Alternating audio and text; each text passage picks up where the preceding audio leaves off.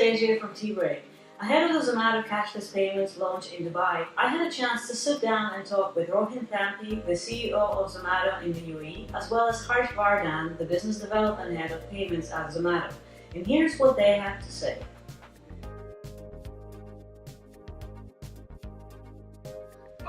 So the idea for Zomato started around 6.5 years back in 2008, where the founders were working in Bain & Company, and they realized that they were having an issue where at the pantry people queued up to look at a stack of menus that was kept there.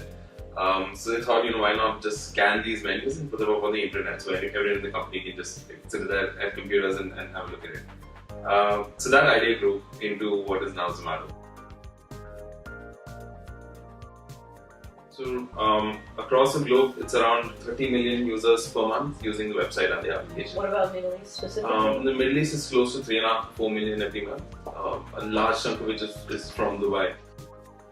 So you're present across the web as well as the apps, iPhone, Android. How is the split between the two? Which gets used more? It depends a lot on which market you're in as well. But in Dubai, it's around 45% mobile and 55% web, and it's shifting towards mobile every month. When we started off, it was almost entirely web, but it's moving to primarily app now. With the last update that you guys have had back in September, there was a nice little teaser message saying, payments with the option coming soon, and a nice little smiling wallet with the credit card. We've all seen that. Tell us all about it. So far what we have been involved in, it was more of a search platform where any consumer could come out and search for a restaurant that they want to go to. After the meal was done, they could come back and write a review about the restaurant. But as a company, we wanted to be involved with our consumers while they are having their meals. We want to enable our users to go, once the meal is done, they should be able to leave as soon as possible and without waiting even for the check if they don't want the exact itemized billing. And the payment should be taken care of automatically. So the way this works is on the mobile, there's an application in which I could inform the waiter upfront that I'm going to pay via Zomato Cashless, and the user will have their credit cards already embedded inside the application. And once the meal is done, the transaction can happen seamlessly even when the user has walked out of the restaurant. Information is not stored locally on the mobile application or on Zomato servers. So we have tied up with two secure companies which specialize in doing this. Now, if you're saving your credit card information on any of the website, it has to be something called a PCI DSS compliant website. So that's Payment Cards Industry Data Security Standard. And the company has to be level 1 compliant on that.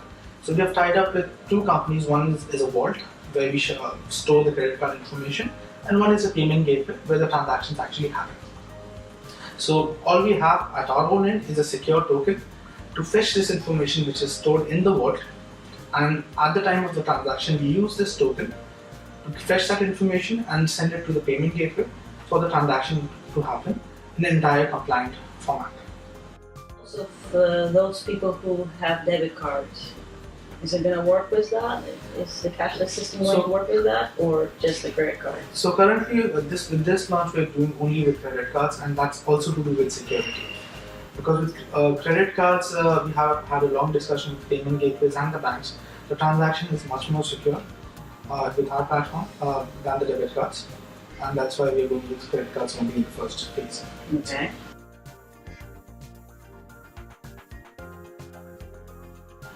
For the users to be able to find out which restaurants are already on board, it will be a very convenient feature based on location-based services. You can walk into a locality and click nearby and see which restaurants are already on cashless.